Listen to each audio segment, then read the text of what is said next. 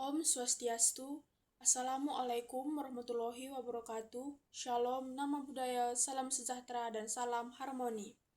Perkenalkan, nama saya Gibika Sela Buru Sembiring dengan NIM 2511011033 pada mata kuliah Filosofi Pendidikan dengan dosen pengampur Profesor Dr. Nyoman Dantes MPD dan Bapak Wayan Eka Paramata SPD MPD. Pada kesempatan kali ini, saya akan membacakan jawaban argumentatif dalam menggunakan dasar filsafat dan pendekatan ilmiah yang saya dapat. Pada soal yang diberikan, pendidikan di Indonesia telah dihadapkan pada tantangan disrupsi teknologi dan degradasi moral. Bagaimana integrasi antara filsafat dan ilmu pengetahuan dapat melahirkan solusi pendidikan yang humanis dan relevan dengan kebutuhan abad ke-21.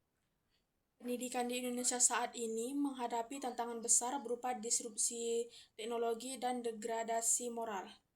Kemajuan teknologi digital telah membawa dampak positif berupa kemudahan akses informasi dan efisiensi dalam proses pembelajaran. Namun, kemajuan tersebut juga menimbulkan berbagai permasalahan, seperti menurunnya interaksi sosial, penyalahgunaan teknologi, serta berkurangnya nilai-nilai etika dan kemanusiaan. Oleh karena itu, pendidikan perlu mengintegrasikan filsafat dan ilmu pengetahuan agar mampu melahirkan manusia yang unggul secara intelektual sekaligus berkarakter kuat dan berakhlak mulia. Filsafat memiliki peran penting sebagai dasar nilai dan arah tujuan pendidikan, sementara ilmu pengetahuan berfungsi sebagai alat untuk mencapai kemajuan dan inovasi. Integrasi keduanya menciptakan keseimbangan antara kemampuan berpikir rasional dan kesadaran moral. Pendidikan yang hanya berfokus pada aspek teknis akan menghasilkan individu yang cerdas, tetapi kurang memiliki nilai kemanusiaan. Sebaliknya, pendidikan yang berlandaskan nilai filosofis akan menumbuhkan kesadaran kritis, empati, dan tanggung jawab sosial yang menjadi dasar dalam membangun masyarakat yang beradab. Pemikiran John Dewey melalui aliran pragmatisme menunjukkan pentingnya pengalaman langsung dalam proses belajar. Dewey berpendapat bahwa pendidikan harus berorientasi pada kehidupan nyata melalui prinsip learning by doing, di mana peserta didik aktif memecahkan masalah dan beradaptasi dengan perubahan sosial.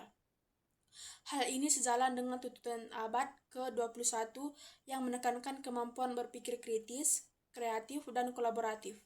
Sementara itu, Paulo Freire dengan aliran humanisme kritis menegaskan bahwa pendidikan harus bersifat dialogis dan membebaskan.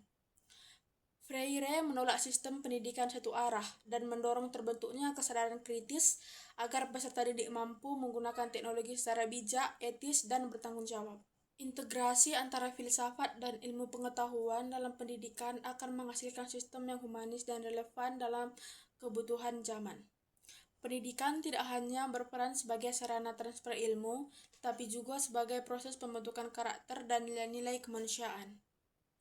Dengan memadukan rasionalitas ilmiah dan kebijakan filosofis, Indonesia dapat melahirkan generasi yang cerdas secara intelektual, berakhlak luhur, serta mampu menghadapi tantangan global dengan sikap kritis dan bermoral. Audio Jungle.